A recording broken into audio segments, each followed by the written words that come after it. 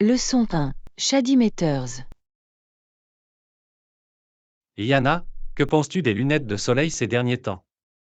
Je suis à la recherche d'une nouvelle paire. Ah, une décision importante. Eh bien, je recherche toujours des lunettes de soleil qui offrent une bonne protection contre les UV.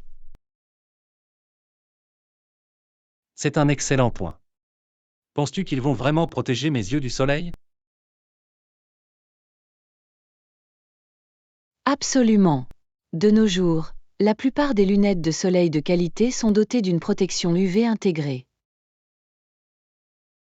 Parfait, c'est exactement ce que je voulais. Je ne veux pas plisser les yeux en plein soleil. Absolument. La bonne paire de lunettes de soleil peut faire toute la différence en termes de confort et de santé des yeux. Y a-t-il d'autres fonctionnalités que je devrais rechercher? Je veux m'assurer d'en avoir pour mon argent.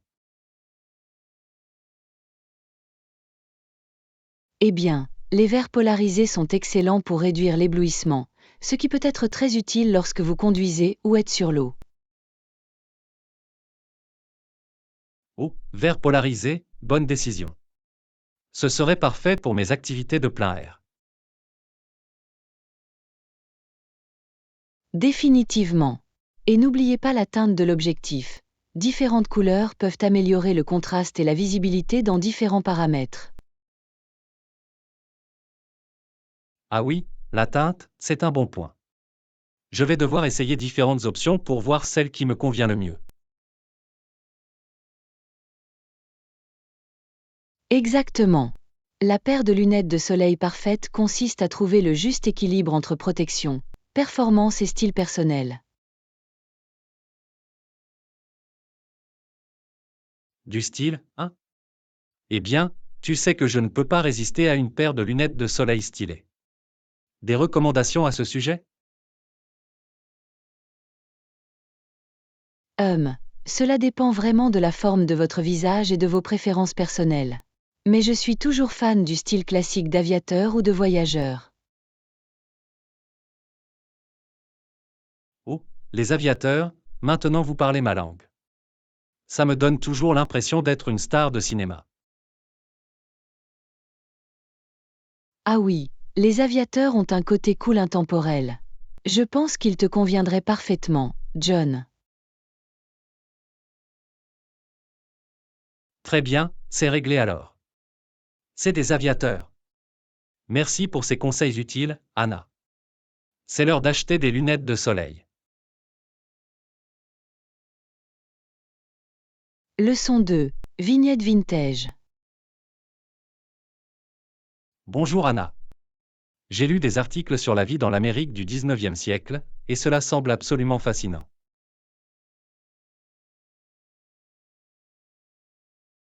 Oh, vraiment? Raconte-le. Qu'avez-vous appris de cette époque révolue? Eh bien, d'une part, les descriptions de la vie quotidienne sont tellement colorées et vivantes. Les gens de l'époque semblaient avoir un merveilleux sens de l'humour. Ah oui, j'imagine que leur esprit et leur charme ont vraiment brillé, même en ces temps difficiles.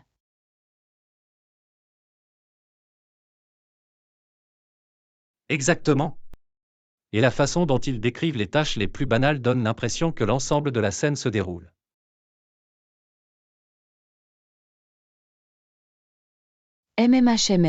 Je parie qu'il avait un vrai talent pour raconter des histoires. Peindre ces petites vignettes de leur monde. Absolument. Par exemple, j'ai lu ce récit d'une femme barattant du beurre. Elle a donné l'impression d'une bataille épique contre la crème. Ah, oh j'adore ça. Le drame et l'apparat des tâches quotidiennes. Ça redonne vraiment vie à ces jours révolus.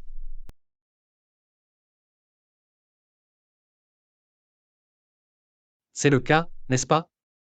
Et la façon dont il trouverait de l'humour dans les épreuves, c'est ce que je trouve si attachant. Oui. Un véritable témoignage de la résilience et de la joie de vivre des Américains du XIXe siècle. Ils n'ont pas laissé les difficultés de l'époque les décourager.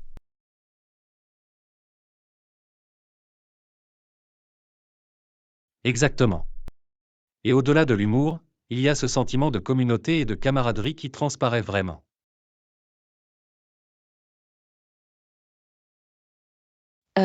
La façon dont ils s'associaient et se soutenaient mutuellement est vraiment très inspirante.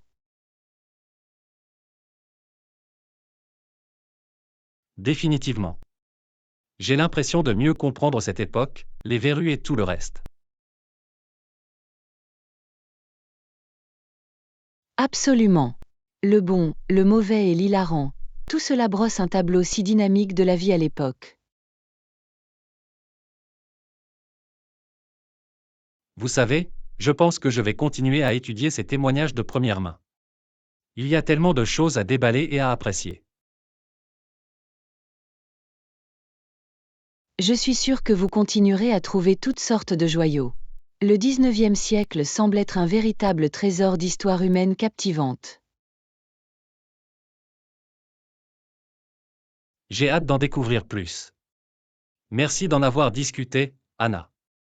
Cela m'intéresse vraiment. Leçon 3. Islande idylle. PSST, Anna, as-tu entendu parler de cette escapade insulaire de rêve que je recherchais? Non, je ne l'ai pas fait. Raconte-le. Qu'avez-vous découvert sur cette île paradisiaque?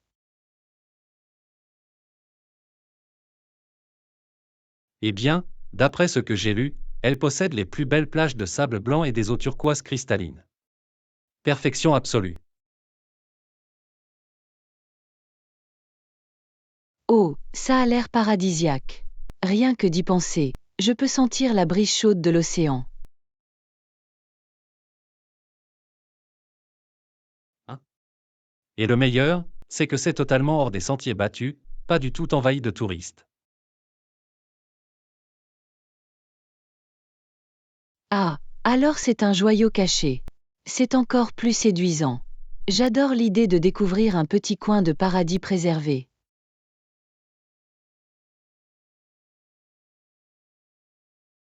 Exactement. Imaginez-nous en train de nous promener le long du rivage, sans personne en vue. Solitude béate.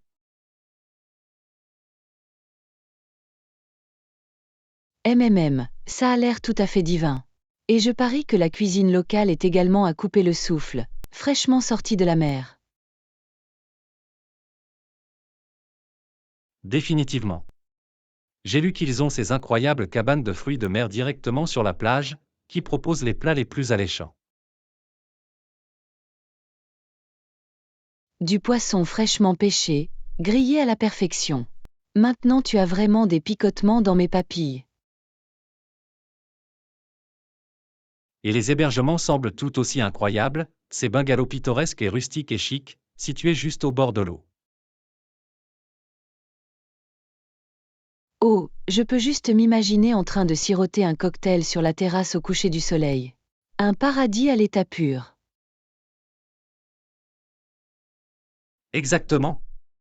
C'est comme revenir dans le temps, vers un mode de vie plus simple et plus serein. Je suis convaincu.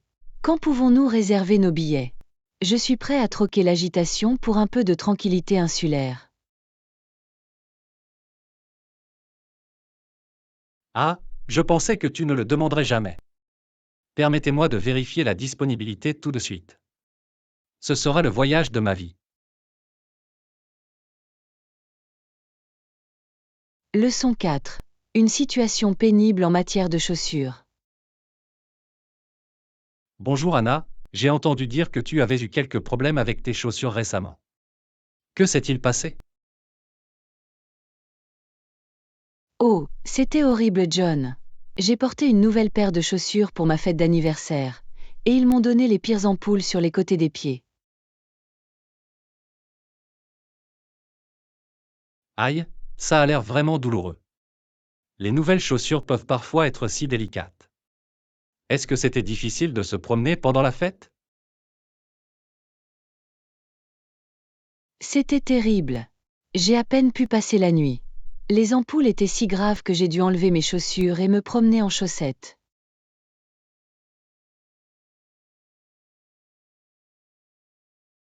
Oh non, ça a dû être embarrassant. Avez-vous dû quitter la fête plus tôt à cause de cela? J'ai tenu le coup aussi longtemps que j'ai pu, mais finalement j'ai dû arrêter. La douleur était tout simplement insupportable. J'ai fini par devoir me faire raccompagner chez moi par un ami.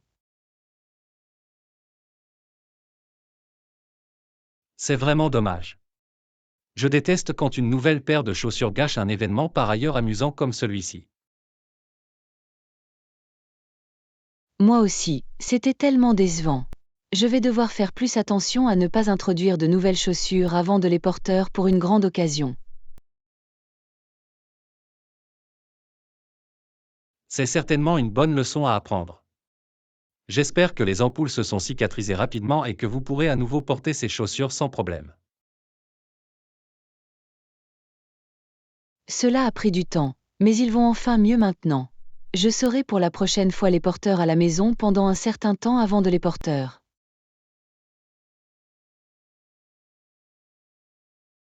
C'est une décision intelligente. De cette façon, vous éviterez cette douloureuse situation de boursouflure à l'avenir. Vivre et apprendre, non? Leçon 5. Réorganisation du CV. Bonjour, Anna. Puis-je obtenir vos conseils pour remanier mon CV? Absolument, John. Qu'est-ce que vous souhaitez mettre en valeur ou améliorer? Eh bien, mon objectif est de décrocher un poste plus élevé. Je veux donc m'assurer que mon CV met vraiment en valeur mes meilleures compétences et mes meilleures réalisations. J'ai compris l'essentiel est d'adapter votre CV à l'emploi spécifique pour lequel vous postulez. Quelles sont les qualifications indispensables? C'est une bonne remarque. D'après ce que j'ai vu, ils recherchent de solides capacités de leadership, de gestion de projet et de réflexion stratégique. Ok, parfait. Je mettrai alors l'accent sur ces points forts dans votre CV. Vous savez, je devrais probablement aussi inclure quelques réalisations mesurables pour étayer cela. Définitivement. La quantification de votre impact permettra à vos réalisations de vraiment se démarquer. C'est vrai, comme peut-être mettre en avant un grand projet que j'ai dirigé et qui a permis de réaliser des économies de coûts de X% ou d'augmenter la productivité. Exactement. Ces types de résultats concrets attireront l'attention du responsable du recrutement. Génial, c'est super utile. Je pense également à réorganiser la mise en page pour la rendre plus impactante visuellement. C'est une super idée. Vous voulez qu'il soit propre, concis et facile à scanner. Essayez peut-être des titres de section créatifs.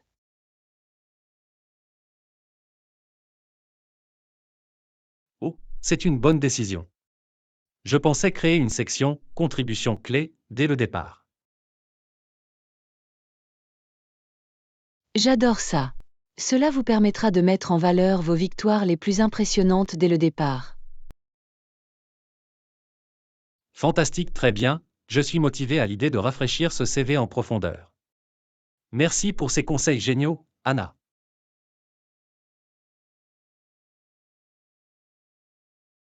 Leçon 6. Planification des vacances. Et Anna, je commence à planifier de grandes vacances et je pourrais avoir besoin de ton avis. Fantastique. Où penses-tu aller? J'ai vraiment tendance à me tourner vers Hawaï, qui figure sur ma liste de choses à faire depuis des lustres. Oh, Hawaï serait un choix incroyable. Les plages, la culture, les paysages. Je sais, non? J'essaie juste de déterminer les meilleures îles à visiter et la durée de mon séjour. Eh bien, les principales îles sont Oahu, Maui, Koh et la Grande Île. Chacune a sa propre ambiance unique.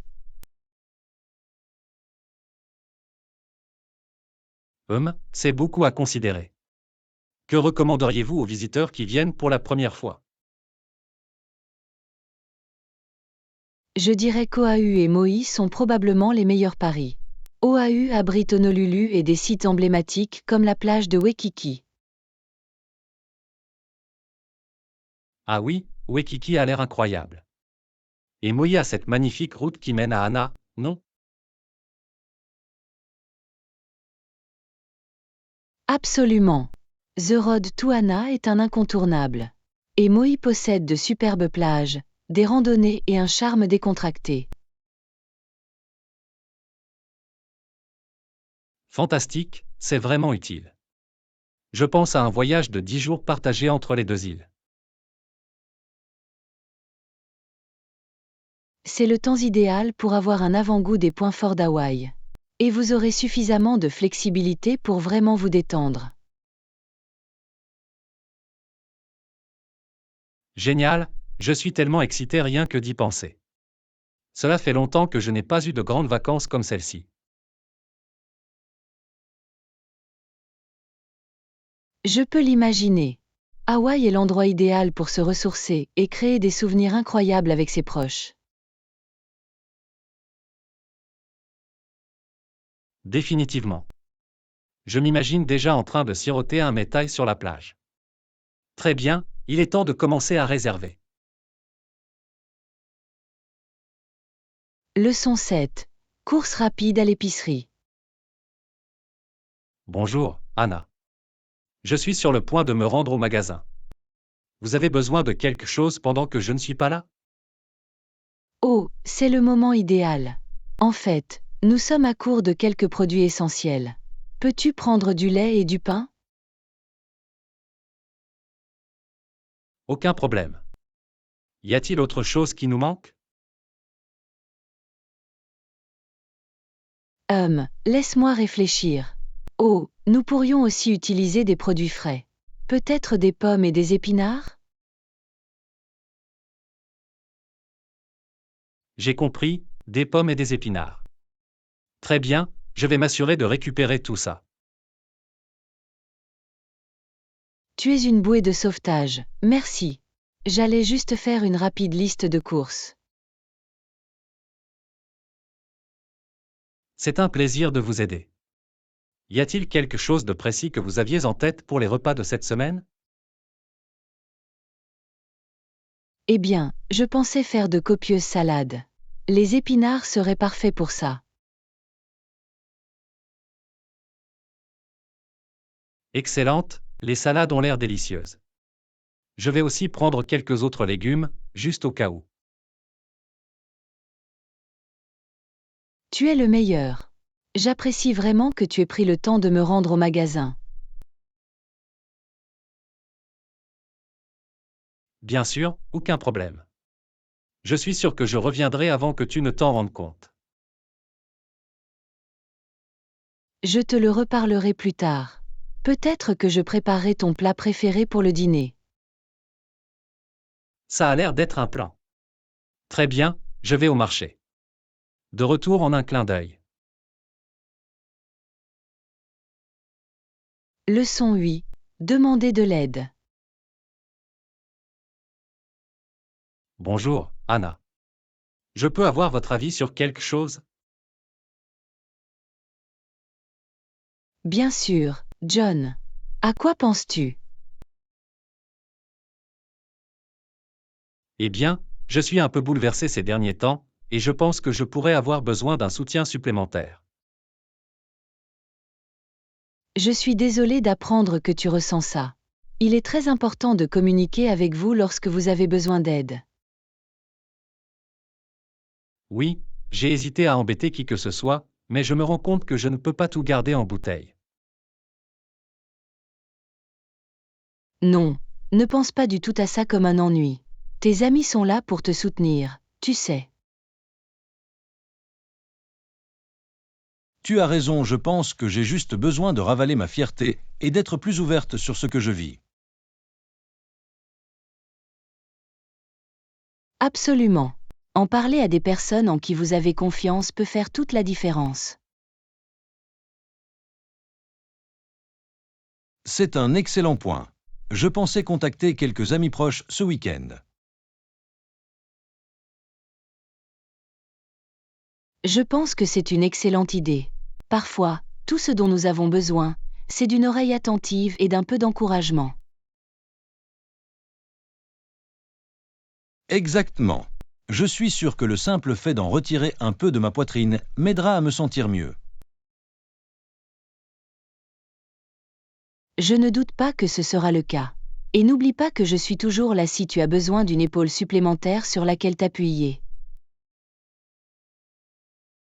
J'apprécie vraiment cela, Anna.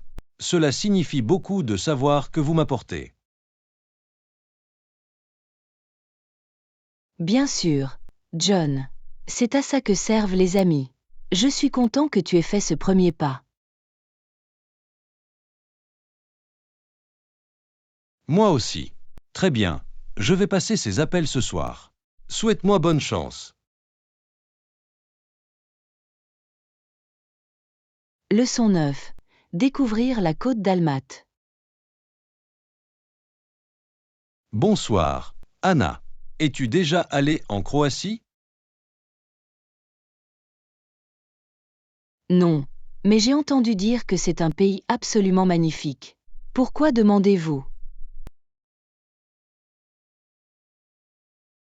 Eh bien, je pense planifier un voyage là-bas cet été, et j'aimerais avoir votre avis. Oh, ça a l'air merveilleux.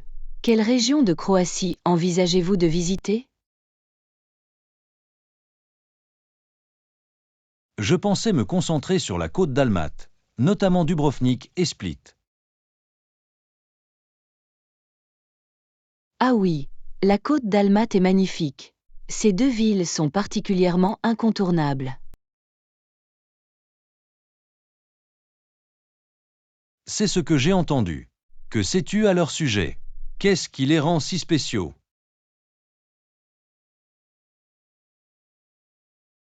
Eh bien, Dubrovnik est connu pour sa vieille ville magnifiquement préservée, entourée d'anciens remparts. Waouh, ça a l'air incroyable. Et qu'en est-il de Split? Split est une ville côtière animée, dotée d'une magnifique promenade en bord de mer et de l'impressionnant palais de Dioclétien. Le palais de Dioclétien, hein? Il va falloir que je me renseigne là. Il semble qu'il y ait tant d'histoire et de culture là-bas. Absolument. La côte dalmate en général est également réputée pour ses magnifiques paysages naturels. C'est ce que j'ai entendu. Des eaux turquoises cristallines, des falaises spectaculaires et des îles pittoresques. Exactement. C'est vraiment le rêve d'un photographe. Je parie que vous passerez un moment formidable à explorer cette région. Je suis vendu. La Croatie est définitivement en train de monter en tête de ma liste de voyages. Merci pour ces informations utiles, Anna. Bien sûr. J'ai hâte que vous puissiez découvrir la côte dalmate. Tu vas l'adorer.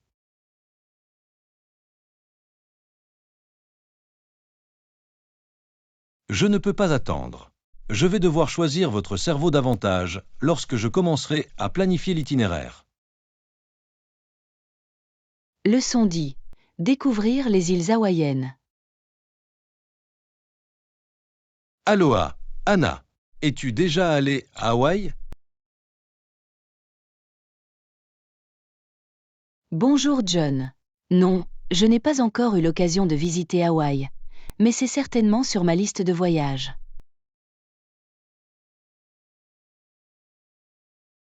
Eh bien, vous allez vous régaler. Je viens de rentrer d'un voyage dans les îles, et c'était absolument incroyable.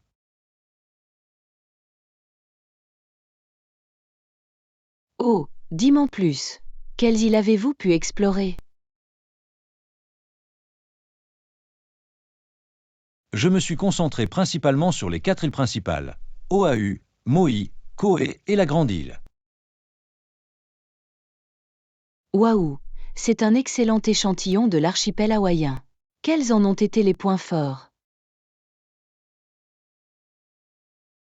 Eh bien, Oahu abrite la capitale Honolulu, qui était vraiment dynamique et pleine d'énergie. J'ai entendu dire qu'Honolulu est une ville incontournable. Qu'en est-il des autres îles? Maui est connue pour sa beauté naturelle époustouflante, comme le volcan Haleakala et la route de Hana. Ah oui, Road to Hana, c'est définitivement sur ma liste. Et qu'en est-il de Kauai et de la Grande Île? Kauai est souvent surnommée l'île Jardin en raison de ses paysages tropicaux luxuriants. Et la Grande Île est tout simplement immense. C'est la plus grande des îles hawaïennes. Incroyable! Je ne peux qu'imaginer la diversité des paysages et des expériences que l'on peut vivre sur toutes ces îles.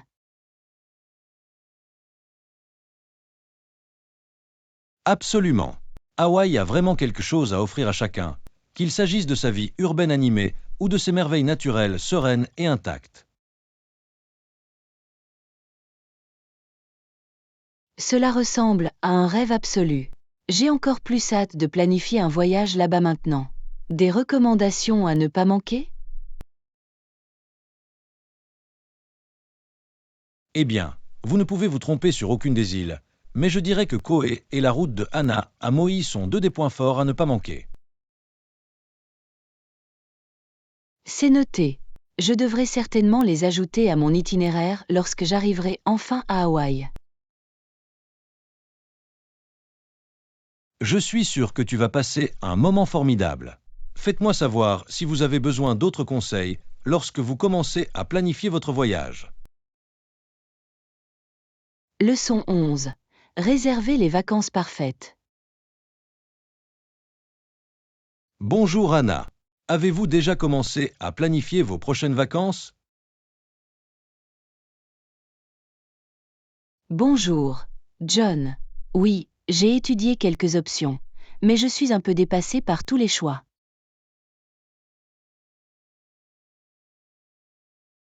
Je t'entends. La planification des vacances peut être une tâche ardue, surtout avec autant de destinations incroyables. Définitivement. Avez-vous des conseils pour rationaliser le processus? Eh bien, la première chose que je recommande toujours est de déterminer ce que vous devez absolument avoir. Qu'est-ce qui est le plus important pour vous pendant les vacances? C'est un excellent point. Pour moi, je sais que je veux un endroit avec de beaux paysages naturels et de nombreuses activités de plein air. Oh, ça le réduit bien. Y a-t-il des régions ou des climats qui vous attirent en particulier? J'ai vraiment envie d'une ambiance tropicale cette fois-ci. Peut-être quelque part dans les Caraïbes ou à Hawaï. Excellent choix. Ces destinations offrent tant de beauté naturelle et d'aventure. Exactement. Maintenant, le plus difficile est de trouver le logement adapté à mon budget. Ah oui, la recherche d'un hôtel peut être un véritable défi. Avez-vous essayé d'utiliser des sites de comparaison de voyage? Oui, mais je me sens toujours un peu bloquée. Avez-vous des plateformes de réservation préférées à recommander? Vous savez, j'ai eu beaucoup de chance avec un site appelé Kayak lorsque je planifiais mon dernier voyage à Hawaï. Oh, kayak, tu dis? Il va falloir que je vérifie. Qu'est-ce qui vous a plu? Eh bien, l'interface est vraiment conviviale et ils font un excellent travail d'agrégation et de comparaison des offres sur différents sites. Ça a l'air parfait. Je vais essayer Kayak et voir quelles sont les options qui s'offrent à eux pour les Caraïbes. Je le fais certainement. Et faites-moi savoir si vous avez besoin d'autres conseils une fois que vous aurez commencé à affiner vos choix. Je le ferai. Merci beaucoup John. J'apprécie vraiment que vous ayez pris le temps de partager votre expertise. Ravi de vous aider. Je suis sûr que vous allez trouver le lieu de vacances idéal. Profitez du processus de planification. Leçon 12. Le pays des merveilles du week-end. Et, Anna, tu as passé un bon week-end? Bonjour, John. Oui, je l'ai fait. Elle était charmante. Et vous?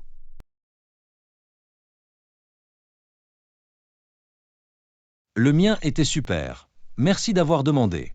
Il s'est passé quelque chose d'excitant? En fait, ma famille et moi avons fait une petite aventure en plein air. Ah, vraiment? Dites-moi, ça me convient parfaitement.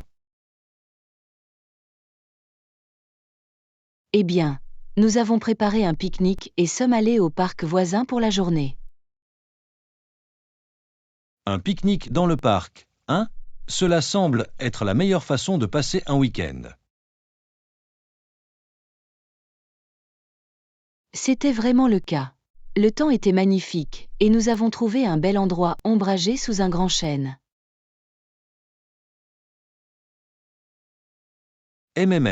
Ça a l'air idyllique. Quel genre de friandises aviez-vous dans votre panier de pique-nique? Oh, les suspects habituels. Des sandwichs, des fruits frais, des biscuits faits maison et, bien sûr, une bouteille de vin.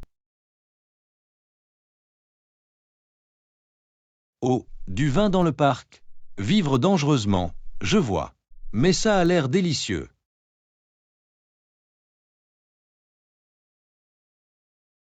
Ah, eh bien, nous avons fait de notre mieux pour être discrets. Mais cela a vraiment contribué à l'ambiance relaxante. Je peux l'imaginer. Y a-t-il d'autres activités amusantes en plus de manger et de boire? Absolument. Nous avons apporté un frisbee et avons joué quelques parties. Les enfants se sont bien amusés à courir. Frisbee dans le parc, c'est le rêve. On dirait que vous avez tout passé un week-end merveilleusement rafraîchissant.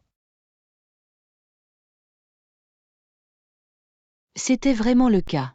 Parfois, ce sont les plaisirs les plus simples qui finissent par être les plus mémorables. N'est-ce pas la vérité? Eh bien, je suis heureuse que vous et votre famille ayez pu passer du bon temps en plein air. Moi aussi, John. Peut-être pourrons-nous organiser un petit pique-nique ensemble dans un parc bientôt. J'adorerais ça. Dis juste un mot, et je t'apporterai la meilleure sélection de vins. Leçon 13. Appréciation de l'art aéroportuaire. Salut, Anna. Es-tu allée à l'aéroport récemment? Bonjour, John. En fait, je n'y étais que l'autre jour. Ah, vraiment? Avez-vous remarqué toutes les œuvres d'art et les expositions qu'il propose? Tu sais, je l'ai fait. J'ai été complètement captivée par les magnifiques expositions. N'est-ce pas incroyable?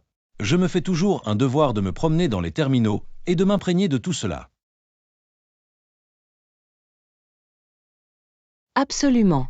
C'est un vrai plaisir de tomber sur toute cette créativité et cette culture. Je suis tout à fait d'accord. La variété des médiums et des styles est vraiment impressionnante. Définitivement. Des sculptures à grande échelle aux peintures complexes. C'est comme une galerie d'art en mouvement.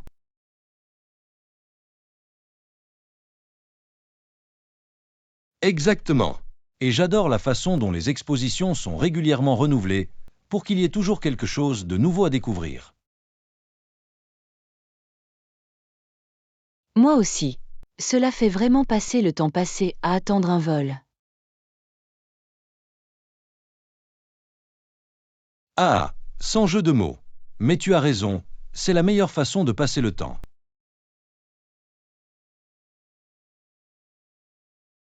Absolument. Et il n'y a pas que l'art. L'ambiance générale est tellement inspirante. Je vois ce que tu veux dire. Il y a juste quelque chose dans le fait d'être dans un aéroport qui stimule l'imagination. Je n'aurais pas pu mieux le dire moi-même. C'est comme un portail vers le monde, plein de possibilités.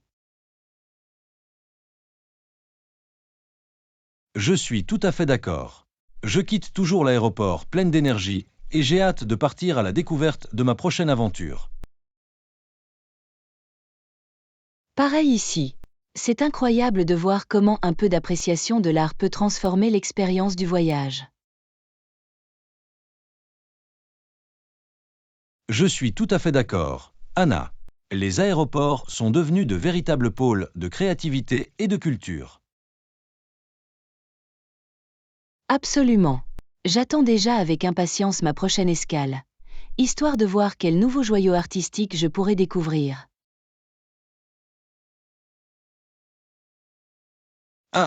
Pareil. Devons-nous planifier ensemble notre prochaine aventure artistique dans un aéroport? Leçon 14. Evening Energizer. Bonsoir, Anna. J'ai une question pour toi. Bonsoir, John. Je suis tout à fait à l'écoute. Vous arrive-t-il de vous sentir un peu léthargique vers 6 heures? Maintenant que tu en parles, oui. C'est une période courante pour moi de connaître une petite crise énergétique. Exactement. J'avais du mal avec ça aussi, jusqu'à ce que je commence à essayer quelque chose de nouveau. Ah, dites-moi, je suis intriguée. Quel est ton secret? Eh bien, au lieu de prendre un Anka ou de la caféine, je fais de l'exercice rapide. Une séance d'entraînement? À 6 heures du soir? N'est-ce pas un peu tard dans la journée? On pourrait le croire, mais cela fait des merveilles pour mon niveau d'énergie. Intéressant, je n'aurais jamais pensé à faire de l'exercice avant de me coucher. Je sais, cela semble contre-intuitif, mais cela me donne vraiment de l'énergie. Je suis curieuse d'essayer. Quel type d'entraînement pratiquez-vous? En général, je fais juste une séance d'entraînement fractionné rapide de 20 à 30 minutes, haute intensité. Oh, ça a l'air intense. J'admire ton dévouement, John. Ça vaut le coup, je te le promets. Je me sens tellement plus alerte et productive par la suite. Très bien, tu m'as convaincu. Je vais essayer demain soir.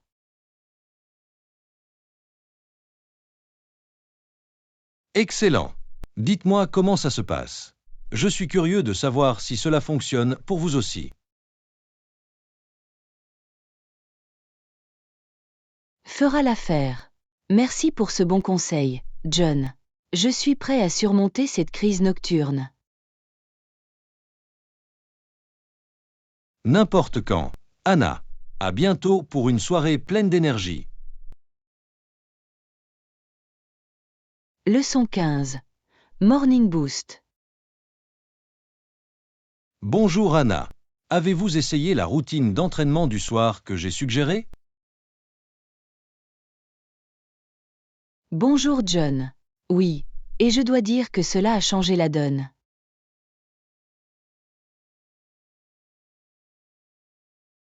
Merveilleux. Je suis tellement heureuse d'apprendre que cela a bien fonctionné pour vous aussi. Absolument. Je me sens beaucoup plus énergique le soir maintenant. C'est super. Avez-vous remarqué d'autres avantages jusqu'à présent?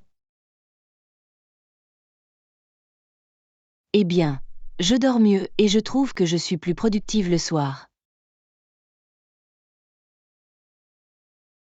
Ah, c'est exactement ce que j'ai vécu. C'est incroyable de voir à quel point un petit exercice peut avoir un impact aussi positif. Définitivement. Je suis curieux. Est-ce que tu fais la même routine tous les soirs? Non, j'aime bien le changer un peu.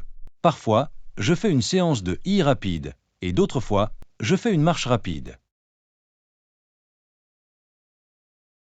Oh, c'est une bonne idée. Le fait de le garder varié doit t'aider à prévenir l'ennui. Exactement. La variété est essentielle pour qu'elle reste intéressante et durable. Je vais également devoir expérimenter différentes options. Merci pour l'inspiration, John. N'importe quand. Anna, je suis juste heureuse d'avoir pu partager un conseil qui m'a été si utile. Cela a changé la donne, c'est certain. Dans l'ensemble, je me sens plus énergique et plus concentré. C'est fantastique à entendre. Je vous souhaite une journée productive et pleine d'énergie. Bravo, John. Je suis prête à démarrer ma journée avec un petit coup de pouce matinal. Merveilleux, faites-moi savoir si vous avez d'autres bonnes routines à partager.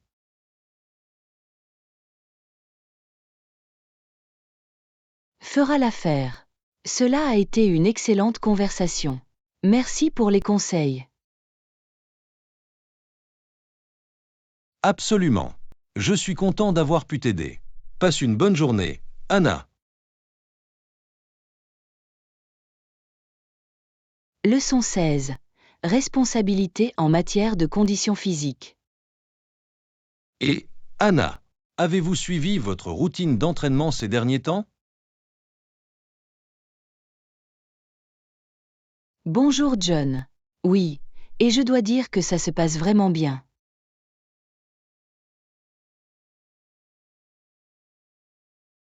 C'est fantastique à entendre.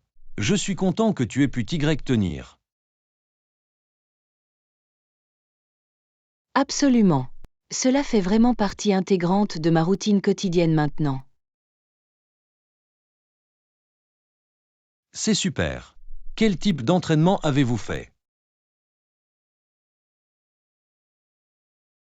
Eh bien, j'ai un peu mélangé les choses. Parfois c'est de la musculation, d'autres fois c'est du cardio. La variété est essentielle, c'est certain. Cela rend les choses intéressantes et met votre corps au défi de différentes manières. Exactement.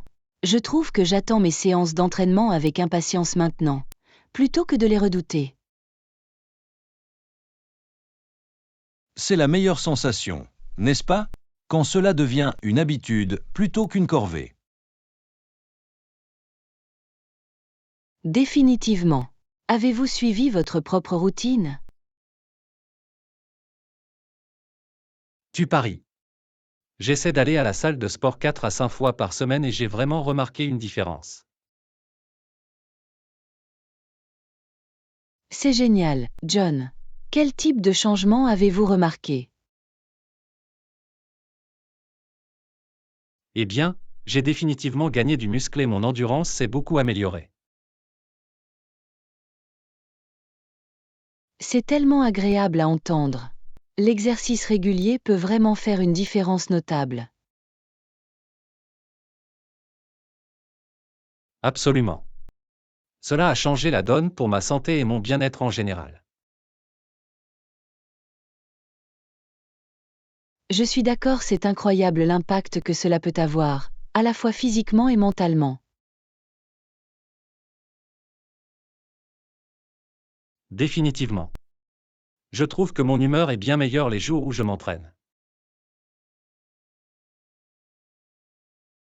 Pareil ici. C'est comme un stimulant naturel de l'humeur. Exactement.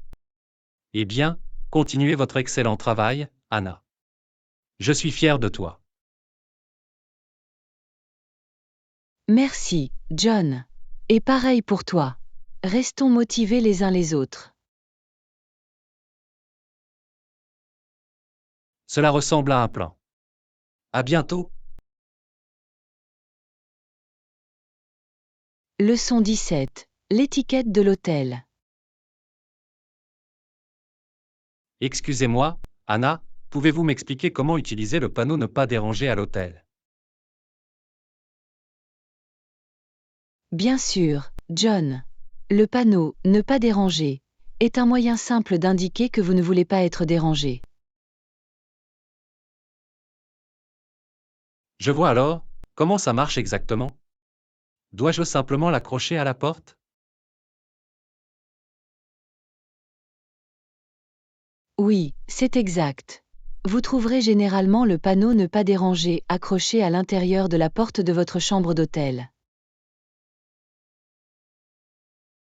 Ok, j'ai compris. Et qu'est-ce que cela signifie si le panneau est affiché? Si le panneau ne pas déranger est affiché, il indique au personnel de l'hôtel que vous ne voulez pas être dérangé. Ils n'entreront pas pour nettoyer la chambre ou livrer quoi que ce soit. Ah, je comprends maintenant. C'est vraiment utile de le savoir. Et si j'ai besoin de quelque chose de la part du personnel de l'hôtel? Bonne question. Si vous avez besoin d'aide alors que le panneau ne pas déranger est en place, vous pouvez simplement retirer le panneau et appeler la réception. Ah, je vois. C'est donc réversible, je peux l'installer quand je ne veux pas être dérangé et le retirer quand j'ai besoin d'aide. Exactement. C'est l'idée qui sous-tend le panneau ne pas déranger. Il vous permet de contrôler votre confidentialité et vos accès. C'est tout à fait logique. Je veillerai à bien l'utiliser pendant mon séjour. Excellent. L'utilisation correcte du panneau ne pas déranger est un élément important de l'étiquette de l'hôtel. Définitivement. Merci de l'avoir expliqué si clairement, Anna. J'apprécie les conseils. Contente de t'aider, John. L'étiquette de l'hôtel peut être délicate, mais suivre le protocole ne pas déranger est un moyen simple de garantir un séjour confortable. D'excellents conseils. J'en tiendrai compte la prochaine fois que je viendrai à l'hôtel. Leçon 18. Découvrir les itinéraires urbains. Et Yana, combien de temps pensez-vous que nous devrions passer dans chaque ville lors de notre prochain voyage? C'est une excellente question, John. Cela dépend vraiment des villes, mais quelques jours dans chacune d'elles nous donneraient un aperçu de leur charme. C'est logique. Avez-vous des recommandations sur la façon de structurer l'itinéraire? Eh bien, je suggère de vous concentrer sur les attractions et les monuments incontournables de chaque ville. De cette façon, Nous pouvons avoir une bonne vue d'ensemble sans nous sentir pressés. Ok, ça a l'air d'être un bon plan. Qu'en est-il des endroits plus petits et plus hors des sentiers battus? Devons-nous essayer de les intégrer également?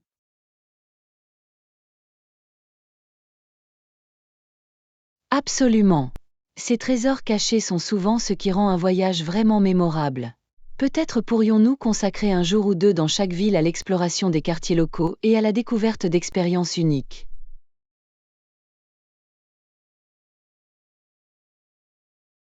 J'aime bien cette idée. Il serait dommage de se contenter de visiter les principaux sites touristiques et de passer à côté de l'authentique saveur locale. Exactement. Trouver l'équilibre parfait entre les sites emblématiques et les joyaux moins connus est essentiel pour tirer le meilleur parti de notre voyage.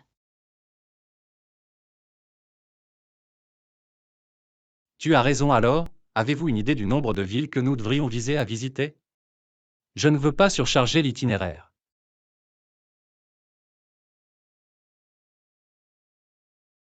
Eh bien, cela dépend vraiment du temps dont nous disposons, mais je dirais que 3 à 4 villes seraient une bonne cible. De cette façon, nous pourrons approfondir un peu chacun d'entre eux.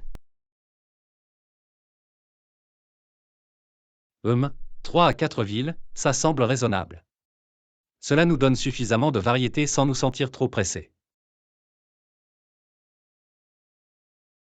Définitivement. Et bien sûr, nous pouvons toujours modifier l'itinéraire au fur et à mesure si nous aimons une ville en particulier plus que prévu.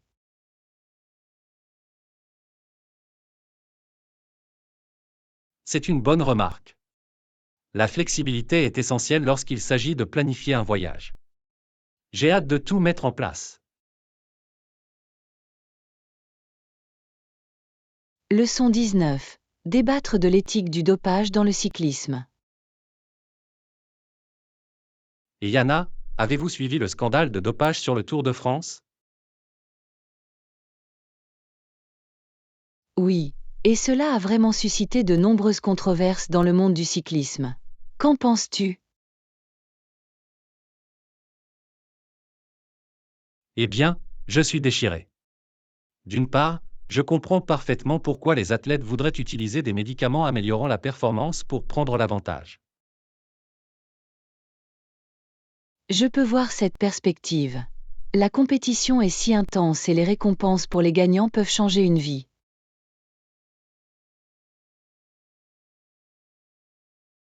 Exactement. Mais d'un autre côté, ce n'est tout simplement pas normal, tu sais. C'est de la triche, c'est tout simplement. Je suis d'accord, cela porte atteinte à l'intégrité du sport et soulève des questions quant à la légitimité des exploits.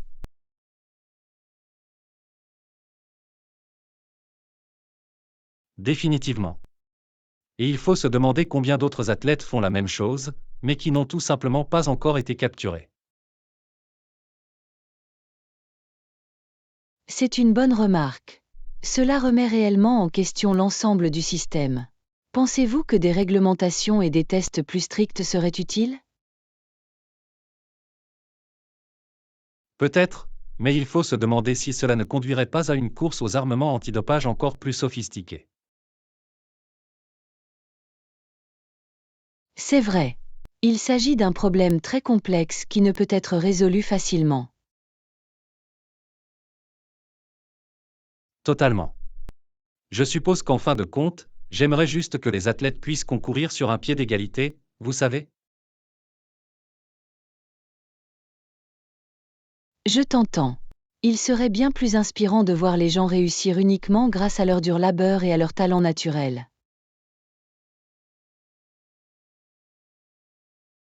Absolument. Pour être honnête, le scandale du dopage a en quelque sorte terni l'ensemble du sport pour moi. Je peux le comprendre. C'est décevant de constater que même les meilleurs athlètes ne respectent pas les règles du jeu.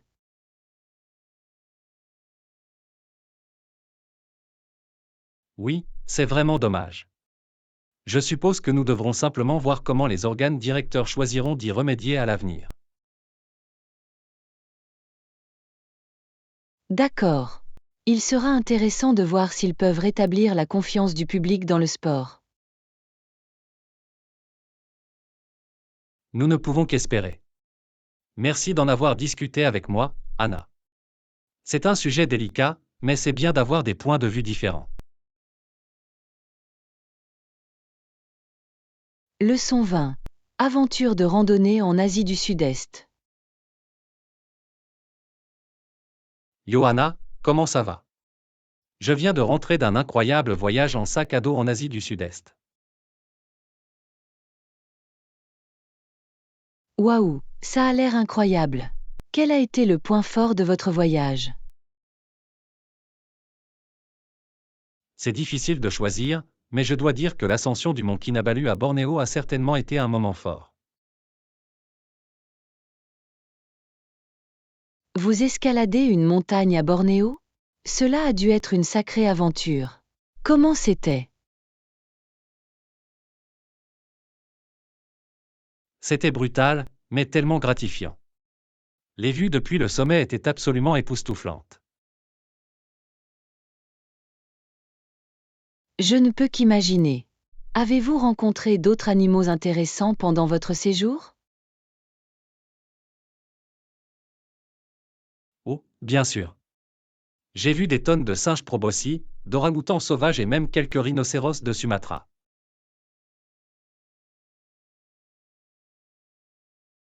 Pas question, c'est trop cool. J'ai toujours voulu voir des orangs-outans dans la nature. Étaient-ils faciles à repérer? Pas du tout, ils étaient super insaisissables. J'ai eu la chance d'en apercevoir quelques-uns qui se balançaient dans les arbres. Je parie que c'était une expérience incroyable. Quelles autres régions de l'Asie du Sud-Est avez-vous explorées? Eh bien, après Bornéo, je me suis rendu à Bali, où j'ai fait du surf épique et exploré tous les temples hindous. Bali, hein? Cela a dû être un changement total de rythme par rapport à la jungle de Bornéo. Absolument. C'était le moyen idéal pour se détendre après toutes ces randonnées intenses et l'observation de la faune. On dirait que vous en avez vraiment emporté une tonne lors de votre voyage. Je suis tellement jalouse. Ça a dû être l'expérience de ma vie. C'était vraiment le cas. J'ai hâte de commencer à planifier ma prochaine grande aventure.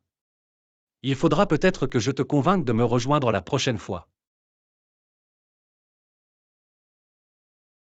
Oh, tu sais que je serai partante. L'Asie du Sud-Est est définitivement sur ma liste de choses à faire. Génial, c'est un rendez-vous alors. Tu vas vivre le voyage de ta vie, crois-moi.